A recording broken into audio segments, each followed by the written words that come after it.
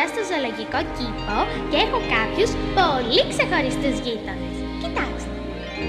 Ζωάκια πολλά, μεγάλα μικρά, ελάτε κι εσείς να τα δείτε παιδιά. Η Αλίκη τα ζωάκια πολύ τα αγαπά. Ζουν στα ζεστά, μα και στην παγωνιά, είναι αστεία και πολύ ζωηρά. Η Αλίκη τα ζωάκια πολύ τα αγαπά. Μας αρέσουν, μας τρομάζουν, πάνω απ' όλα μας διασκεδάζουν. Η Αλίκη τα ζωάκια πολύ τα αγαπά.